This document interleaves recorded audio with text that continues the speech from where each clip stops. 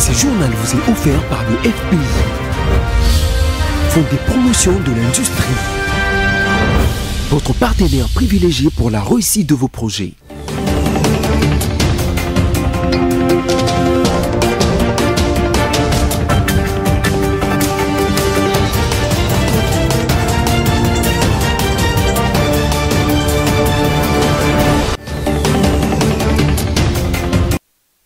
C'est toujours une immense joie de vous retrouver, mesdames, mesdemoiselles et messieurs, pour vous livrer les informations préparées par l'équipe rédactionnelle de BCTV.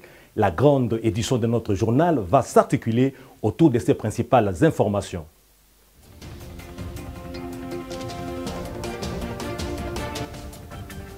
À Bruxelles, Christophe Mbosso, président de l'Assemblée nationale de la RDC, a échangé mercredi 11 janvier avec Eliane Tellieu, présidente de la Chambre des représentants du Parlement fédéral belge.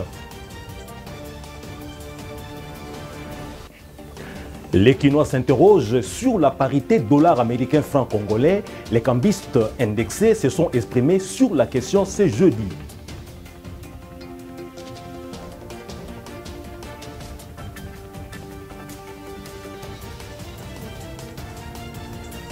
Un spectacle de boue et d'envahissement de voies publiques par les eaux de pluie a donné du mal aux usagers de route pour circuler ce jeudi 12 janvier à Kinshasa. Encore une fois, nous vous souhaitons la bienvenue, mesdames, mesdemoiselles et messieurs, à la grande édition du journal télévisé de BCTV. Christophe Mbosso, on commence avec cette information, président de la Chambre basse de la RDC, a, lors de son séjour à Bruxelles, la capitale de la Belgique, eu un échange mercredi 11 janvier avec Eliane Tellieu, présidente de la Chambre de représentants du Parlement fédéral belge. On écoute les propos de ces deux personnalités. L'objet de notre entrevue aujourd'hui est la suite de notre précédente rencontre en septembre 2022 où nous avons signé ensemble avec le Sénat belge également, la Chambre des représentants et les institutions du Congo. Nous avons signé le protocole de collaboration entre nos assemblées. Alors l'idée aujourd'hui était d'échanger avec notre greffier qui gère l'administration de ce Parlement, d'échanger sur la manière de gérer nos séances, mais aussi comment on conserve tout ce travail au travers d'enregistrements et tous les outils techniques derrière pour pouvoir promouvoir la qualité du travail parlementaire. Nous avons évidemment évoqué les situations dans chacun des pays. Bien sûr, la crise énergétique en Belgique et la conséquence avec la hausse de la facture et la qualité de vie des différents ménages, mais aussi l'influence de la guerre en Ukraine et bien sûr la guerre au Nord Kivu avec ses conséquences et la manière dont la Belgique peut soutenir les populations qui sont en détresse face à cette situation de guerre, qui ont aussi besoin de médicaments. Et puis se profilent les élections au Congo et donc il y a eu un point évoqué sur l'organisation de ces élections et la préoccupation de pouvoir les organiser comme en démocratie, c'est-à-dire au même moment, le même jour, les élections pour tout le monde avec la plus grande accessibilité, une accessibilité totale pour l'ensemble des citoyennes et des citoyens. Bien, Madame la Présidente, vous avez déjà dit de quoi nous avons parlé. Nous avons effectivement parlé de la consolidation de la coopération entre le Parlement belge et le Parlement congolais. Et nous avons parlé du problème de la formation du personnel du Parlement congolais. Rwanda-RDC, les différentes sorties médiatiques et autres communications des officiels rwandais, commençant par le président Paul Kagame, montrent que le régime du pays de 1000 collines est mal à l'aise que la vérité sur son soutien au M23 sous des faux alibis soit connue de l'opinion internationale.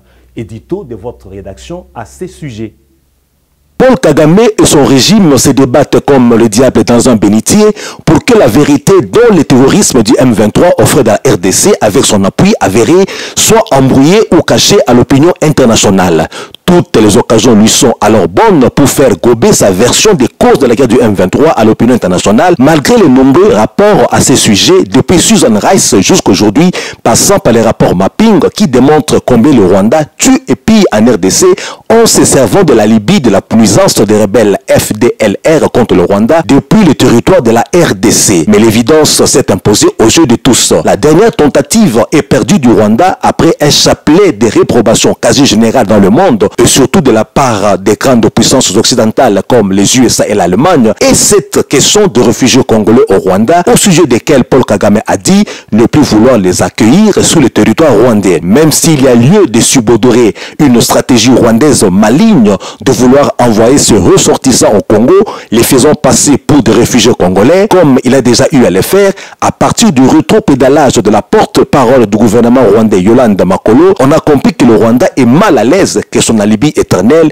ne soit plus accepté par l'opinion et que pour ce faire, il met sous le compte de l'échec du régime congolais actuel la guerre actuelle du M23. On sait que Kagame choisit ses arguments en ciblant les sensibilités politiques en RDC pour dresser les Congolais les uns contre les autres.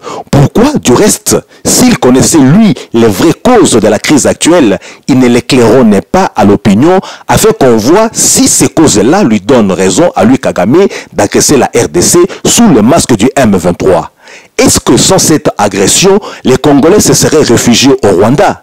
La vérité est que le Rwanda lorgne les richesses de la RDC et nourrit des velléités expansionnistes aux frais du pays cachette de l'Afrique, au point même d'accepter d'être le fer des lances de l'élan impérialiste de puissances occidentales contre la RDC. Un choix qui risque de miner à jamais les relations entre les deux États. Campagne électorale avant le go de la CENI, le Conseil supérieur de l'audiovisuel et de la communication, CESAC en sigle, dit avoir dans son viseur de nombreux médias qui versent dans la campagne électorale précoce à moins d'une année des élections. Votre rédaction a réfléchi sur cet avertissement qui semble avoir un caractère sélectif et qui concerne plus les politiques du pouvoir comme de l'opposition. Suivez.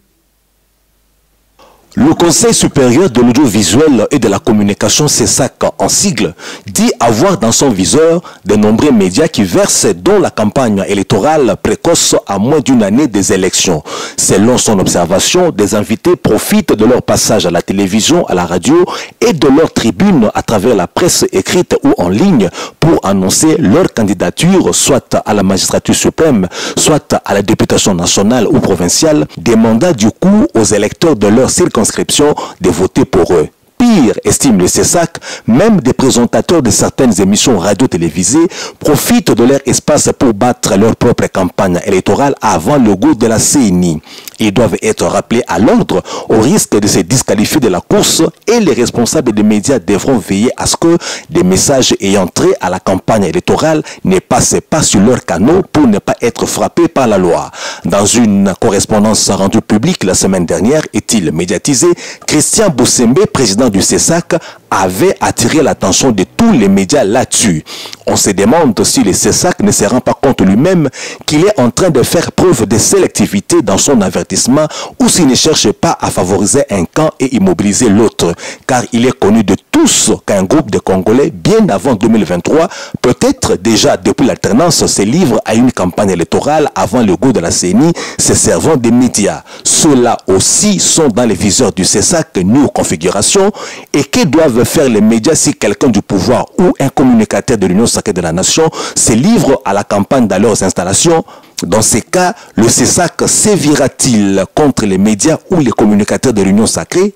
Dans un état de droit, la justice ou l'équité doit être de mise, de sorte que s'il faut arrêter la campagne précoce, tous doivent obtempérer et que s'il faut frapper, tous sans sélectivité devraient être frappés pareillement car les statuts d'opposants ou l'appartenance au pouvoir n'immunisent personne face à la loi. Changeons de registre dans ce journal pour parler de l'EPST. Le ministre de l'enseignement primaire, secondaire et technique, Tony Mwabakazadi, a eu mercredi 11 janvier 2023 Une séance de travail avec les inspecteurs de toutes les 5 provinces éducationnelles de Kinshasa. On écoute le ministre. Nous venons d'initier une série de rencontres directes avec les inspecteurs pour qu'ils se réveillent et qu'ils accomplissent fidèlement et pleinement leur mission. C'est la léthargie, ils ne font pas leur travail. Donc il faut les réveiller, les engager à lutter contre les antivaleurs, à travailler pour élever la qualité de l'enseignement dans nos écoles, mais aussi à veiller sur la mesure de la gratuité. Leurs droits, on en a parlé effectivement. Comme on dit, à chaque droit correspond un devoir. On les a parlé de leurs devoirs, leur mission. Mais en ce qui concerne leurs droits, on doit reconnaître également qu'ils ont besoin de moyens pour travailler. Il y a d'autres, on a déjà engagé, on attend que ça soit résolu. Et il y a aussi une équipe qu'on a mis sur place pour évaluer tous les besoins de l'inspection scolaire de nos jours pour permettre à celle-ci d'accomplir ces missions. Nous sommes en train d'y travailler dans le cadre du budget 2023. Nous allons nous battre pour améliorer aussi leurs conditions de travail. Quittons Kinshasa pour l'extrême nord-est de la RDC, dans la province de l'Ituri, où les services de défense et sécurité ont mis la main sur 8 criminels, parmi lesquels 2 espions du M23 à Bunia, chef-lieu de la province. Cette énième arrestation de criminels doit interpeller toute la population iturienne à travailler pour la paix. Message lancé par les gouverneurs militaires, images et commentaires.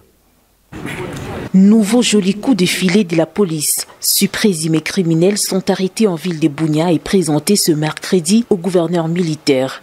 Parmi eux, 3 éléments de la milice Zahir Mapi, dont un policier déguisé en milice appréhendé avec 2 armes AK-47 et 2 éclaireurs de M23 venus à mission d'espionnage en Ituri, a dit le commissaire divisionnaire adjoint Ngoïsengelua Seguin, responsable de la PNC Ituri. L'enquête continue pour démanteler tous les réseaux qui se préparaient à déstabiliser votre province. Justin Bahati, l'un des malfaiteurs, a été arrêté pour avoir véhiculé des fausses alertes au nom du gouverneur dont le mobile est de s'aimer la haine communautaire, diviser les Ituriens ainsi qu'opposer l'autorité militaire à sa population à cette période où les forces armées sont résolument engagées à mettre hors d'état de nuire les ennemis de la paix. Il reconnaît ses fautes et demande pardon. Moto kenye pana takio mubaya usitakie mubaya. De mubaya yako utarudilia wewe. Comme ça ile kumunye kwa chunga si hapa baacha kusalia jina yake. Mimi bado ona mubaya yake wala mimi bado ona. Juu gouverneur pana ndana maneno kama gouverneur kwa ndana maneno ile kama hapa si yote si pana. Ndio ile ndio message kimi tasema na banjango kule. Le lieutenant général Luboya Kashama Johnny prévient que ce n'est qu'un échantillon car la traque de criminels et des tireurs de ficelles se poursuit. Notre police, notre armée ne dort pas. Mais malheureusement, il y a des gens qui sont là midi, matin et soir pour salir notre armée et notre police, pour salir leurs autorités. Ils font des messages de haine, et spécialement, particulièrement contre le gouverneur. Quelle méchanceté! Moi j'ai toujours dit, en Ituri, ce n'est pas une histoire de communauté. C'est une histoire de quelques criminels qui sont dans toutes les communautés et qui pensent que les communautés vont les accompagner. Voilà aujourd'hui. La paix et la tranquillité doivent être restaurées en Ituri, souci majeur du chef de l'État Félix Antoine Tshisekedi Tshilombo, avec l'accompagnement de toutes les communautés, a martelé les gouverneurs militaires de l'Ituri. À cette période d'agression, les populations ituriennes sont appelées à cultiver l'éducation sur la paix, maître mot pour un retour rapide de la paix dans cette province. Toujours en Ituri, le nouveau bataillon Tigre, prêt à ramper et à combattre jusqu'au sacrifice suprême au nom de la nation congolaise. Après une formation complémentaire, ces jeunes soldats ont procédé à la démonstration des leçons apprises en présence du commandant des opérations militaires en Ituri, le lieutenant-colonel Luboya Kashama Johnny, et du comité provincial de sécurité. Suivez. Le lieutenant général Luboya Kashama Johnny, gouverneur militaire et commandant des opérations en Ituri, en tête du comité provincial de sécurité, est à le féliciter et rehausser la morale du nouveau bataillon d'infanterie de FARDC baptisé Tigré en formation complémentaire au centre d'entraînement et de recyclage de Rwampara, situé à 17 km au sud-ouest de la ville de Bunia. Sur place à Rwampara, les commandants des opérations militaires en Ituri a suivi avec attention soutenue les exercices de tir. Félicitations. Wow. Oh, ça c'est un bon. Nakati. 11 sur 15. Combien? 11 sur 15. De l'embuscade. Après la démonstration et l'explication de manœuvres sur Bac à Sel, le patron de l'administration militaire et commandant des unités engagées dans les opérations ont fait un mouvement avec ce jeune soldat en franc, question de mettre en pratique les leçons apprises pendant les 9 semaines de formation.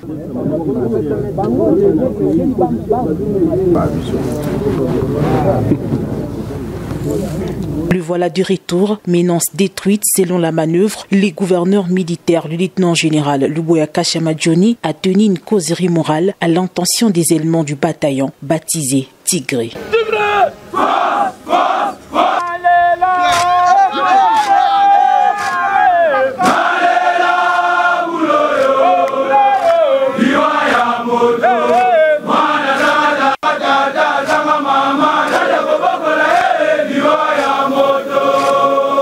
Il a appelé ses frères d'armes à la discipline avant de les rappeler les missions dévolues au FARDC. Bozana force endurance. Na moni ndenge nini bozo mata. Munani ngomba wana. D'abord mission ya armée c'est les frontières. Toyokani la frontière, intangibilité des frontières. Défense, c'est la défense contre ennemi. Bazo attaque à moi et teni mukete. Yamabele nabiso. Ne loko aliboso wana. Yami bale ezani. Protéger la population et leurs biens. Co-respecter biloko ya bateau. Kosa nini?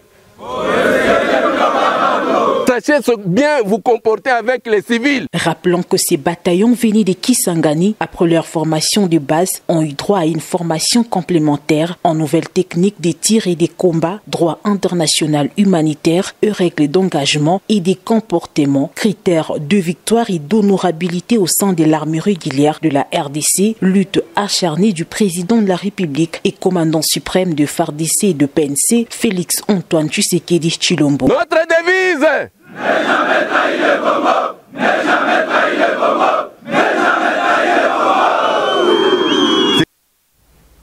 On quitte l'extrême nord-est de la RDC pour le centre du pays, dans la province de Kasaï, où une tragédie a emporté 7 personnes à l'occasion de l'effondrement mercredi 11 janvier du pont Louvoua, après le passage d'un camion lourdement chargé de matériaux de construction en partance pour le chef-lieu de la province Chikapa. Suivez.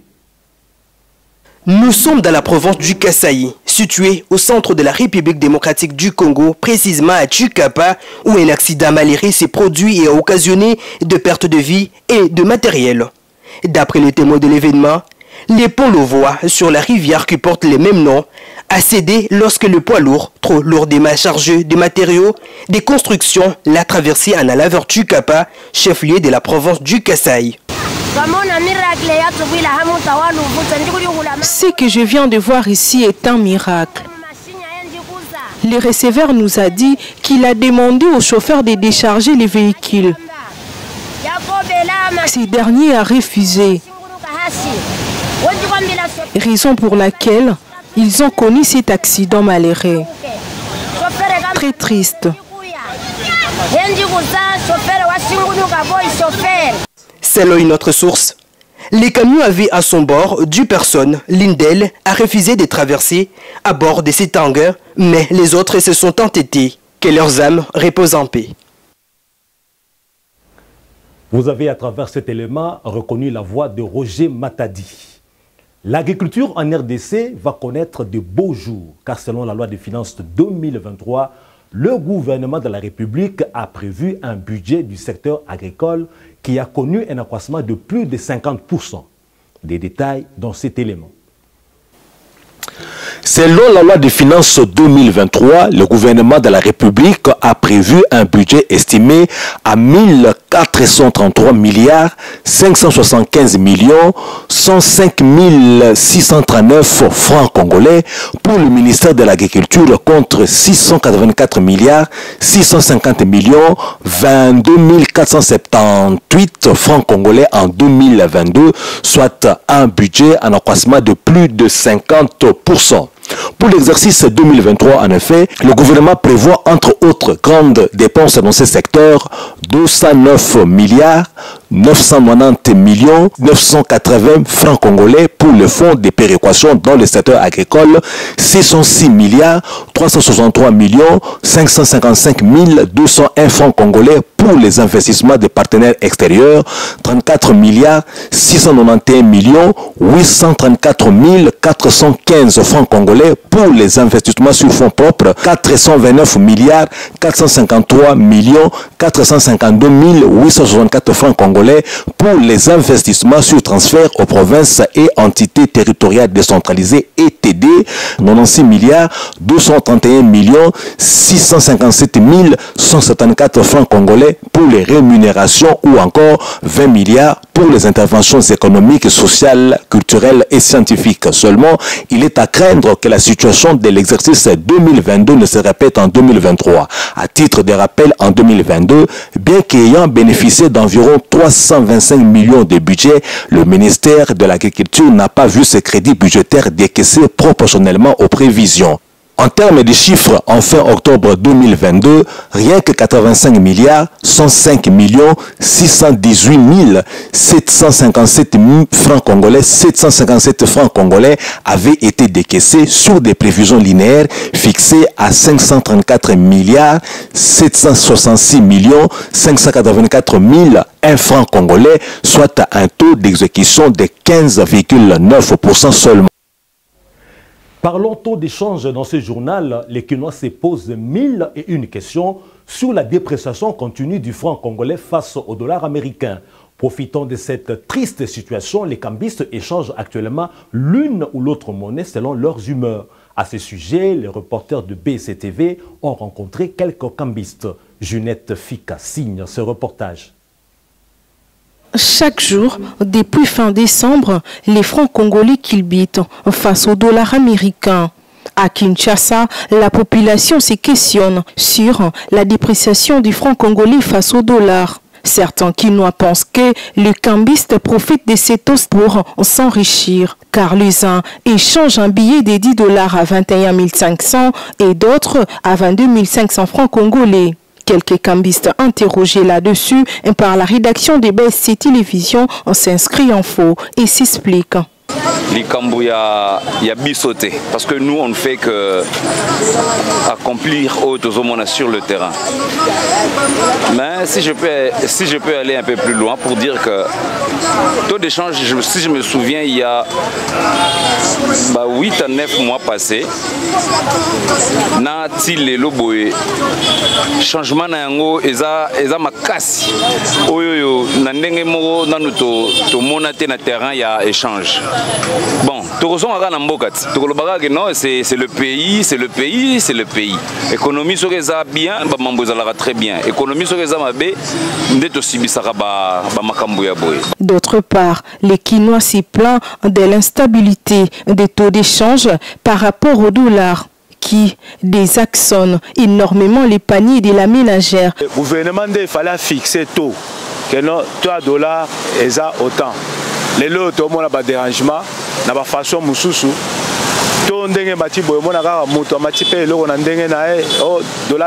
Et demande en outre que le gouvernement fasse le suivi, enfin de fixer un taux stable et unique. Temps à Kinshasa, la pluie tombée durant la nuit de mercredi 11 à ce jeudi 12 janvier a laissé des traces au rond-point Safikas dans la commune d'Ngalema, où les véhicules, les motos et autres piétons ont eu du fil à retordre pour circuler ce matin. Reportage de Roger Matadi. Après la pluie vient le beau temps. Mythe ou une réalité à Kinshasa, en plein centre-ville de Kinshasa, toutes les rues, ils sont recouvertes de boue et de l'eau. Les cas du rond-point Africa sont dans la commune d'Ngalema, ou des eaux de la pluie qui s'est abattue dans la nuit du mercredi 11 jusqu'au petit matin de ce jeudi 12 janvier a laissé des traces. Le véhicule, les motocyclistes, les piétons ont tous du mal à passer par là. Banda ba chinois ba simbaka makambo nzela oyo na ebite ba boucher ba canal o ba salani. On est dans votre boule mais palais du peuple etondi. Victoire etondi. Sokeina Prince Kasavubu Kabinda to les gâtés. Donc partout maille les kindelo. Sans compter bata. Nous travaillons bien. Et là, nous dérangé biso ezaka mamwanze la ndenge baby sombule beti. Moi yo tambola net na place biso to telemia. Ma ezala ki ebele. Pona nini baka niveau ezamike. Et là, nous dérangé biso ngwana. Oyo Prince oyo ezaki déjà mabe. Ba oto bongo kwa mikolo mais mai ezongi lisusu. Ya normal te to bete la c'était pour ba konja moka il faut bon service au Prince. Rappelons par ailleurs que le président Félix Tshisekedi et le gouverneur Jantiningo Bilambaka ont lancé le 19 octobre 2020 l'opération Kinshasa-Bopeto pour lutter contre toutes sortes d'insalubrités dans la ville. Une opération dont les résultats peinent à convaincre les Kinois. Guerre russo-ukrainienne, des combats acharnés se déroulent à Soledar, une petite ville de l'Ukraine située à une dizaine de kilomètres de Barout, où la Russie tente coûte que coûte de renverser le cours de la guerre. C'est un reportage que signe Roger Matadi.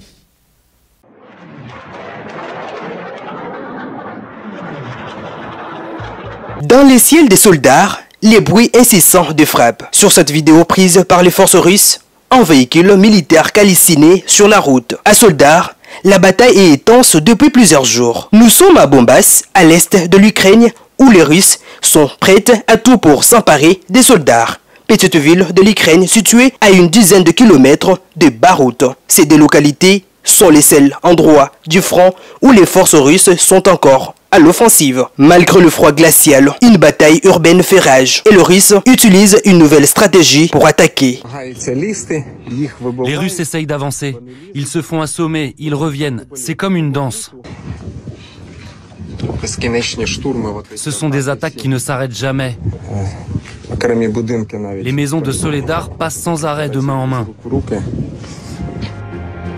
Pourquoi Soledar est-elle devenue le théâtre le plus sanglant de la guerre en Ukraine? Que viennent y chercher les Russes?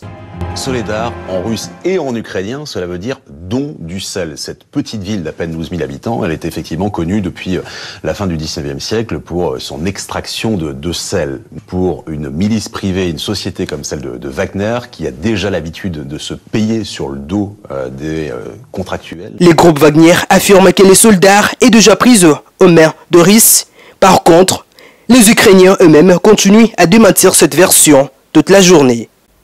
Mesdames, Mesdemoiselles et Messieurs, vous avez corrigé avec nous le nom de la petite ville russe, plutôt ukrainienne, c'est plutôt Soledar et non Soledar, comme on l'a annoncé. Aux États-Unis, l'État de Californie a subi mercredi de fortes pluies engendrées par un cyclone qui risque d'aggraver les inondations et les glissements de terrain provoqués par une série de déluges ayant déjà fait 18 morts. Et les averses du jour précédent sur des sols déjà saturés d'eau ont entraîné bien des préjudices. Plus de détails dans ce récit. La Californie, un des États des États-Unis d'Amérique, bordé à l'ouest par l'océan Pacifique et situé au sud-ouest de l'oncle Sam, fait face, après pourtant 2 décennies de sécheresse, à une série de cyclones qui déversent d'abondantes pluies depuis 2 semaines dans cet État et créant un sinistre environnemental et humain qui a poussé le président Joe Biden à mettre cet État en état d'urgence. D'après les médias, la Californie a subi mercredi de fortes pluies engendrées par un cyclone qui risque d'aggraver les inondations et les glissements de terrain provoqués par une série de déluges ayant fait 18 morts et le plus torrentiel des jours précédents sur des sols déjà saturés d'eau ont généré de vastes coupures de courant, de nombreuses inondations, déraciné quantité d'arbres et coupé des routes majeures, les flots entraînant parfois des automobilistes. Certaines régions ont enregistré des niveaux de précipitations jamais atteints depuis 150 ans. D'après les pompiers, au cours des 30 derniers jours, Montessi aussitôt a subi entre 300 et 500 mm de pluie selon les endroits, bien au-delà de notre moyenne annuelle de 430 mm. Selon le Los Angeles Times, le bilan meurtrier des dernières tempêtes inclut des automobilistes piégés par les inondations dans leur voiture, des habitants écrasés par des chutes d'arbres, un couple tué par un éboulement et des corps charriés par le flot, dont à Paso Robles, dans le centre de l'État, un enfant de 5 ans qui a été emporté par le flot lundi pendant que sa mère le conduisait à l'école. Malgré ces bilans désastreux, la Californie n'est pas au bout du tunnel, car en quoi des explications du service météorologique américain NWS, un énorme cyclone en rotation au large de la côte ouest, apportera à nouveau de fortes précipitations et des rafales de vent. Cette fois-ci, visons la Californie du Nord. Et l'équivalent de plusieurs mois de pluie risque de tomber d'ici dimanche, voire lundi prochain, sur la côte ouest des États-Unis. Ces pluies considérables apportent de fait un risque d'inondation plus conséquente. Les coulées de boue sont aussi à redouter. Ces cataclysmes californiens mettent fin à notre journal d'aujourd'hui. Mais avant d'en arriver là, nous allons vous rappeler les titres pour ceux de nos téléspectateurs qui nous ont pris en cours de diffusion.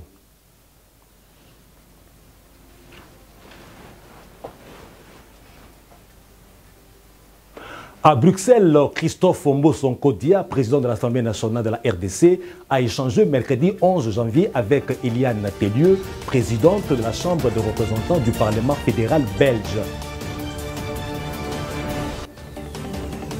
Les Quinois s'interrogent sur la parité dollar américain-franc congolais. Les cambistes indexés se sont exprimés sur la question ce jeudi.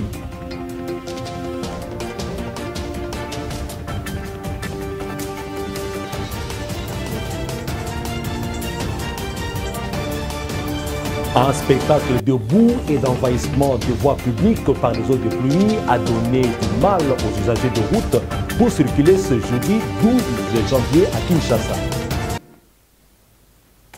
Voilà, mesdames, mesdemoiselles et messieurs, fin de cette grande édition. Merci pour votre fidélité au programme de BCTV et portez-vous bien chez vous.